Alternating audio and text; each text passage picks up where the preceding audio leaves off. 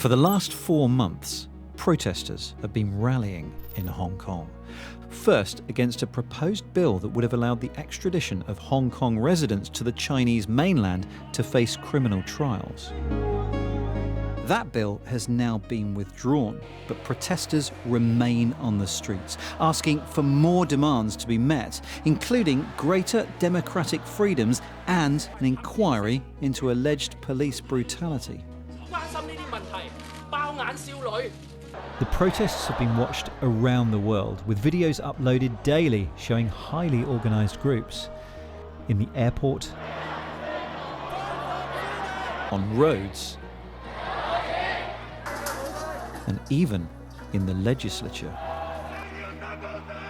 But with no clearly structured leadership. This contrasts with the so-called Umbrella Revolution of 2014, a pro-democracy movement where individual organisers were targeted and jailed. This time, people are using encrypted messaging apps to organise in a more anonymous way and try to avoid interception from the police.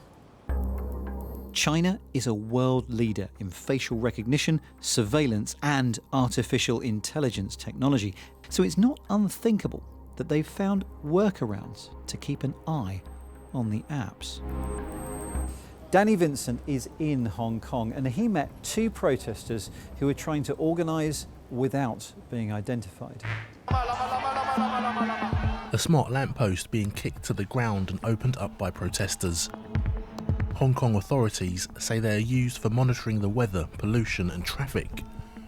But protesters say they could have a more sinister purpose, housing a facial recognition camera for monitoring and identifying people taking part in the protests.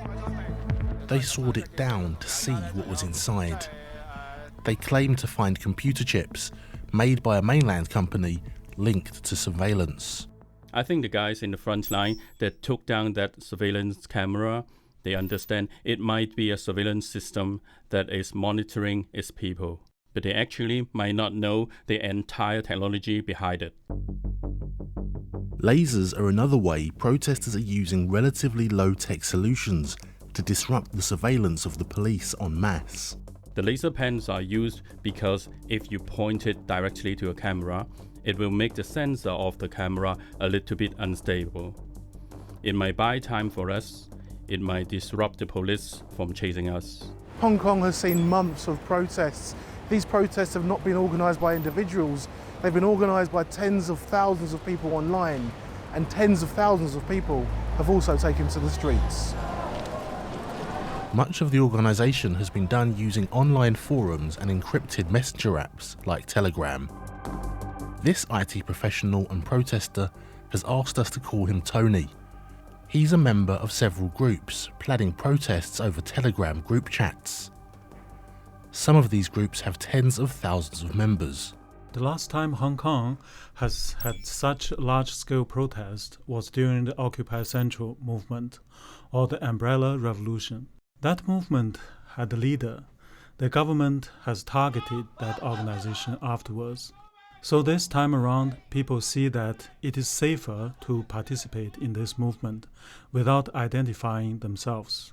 Without Telegram, I can't imagine how the masses would have coordinated effectively and feeling secure that the police couldn't implicate us or prosecute us.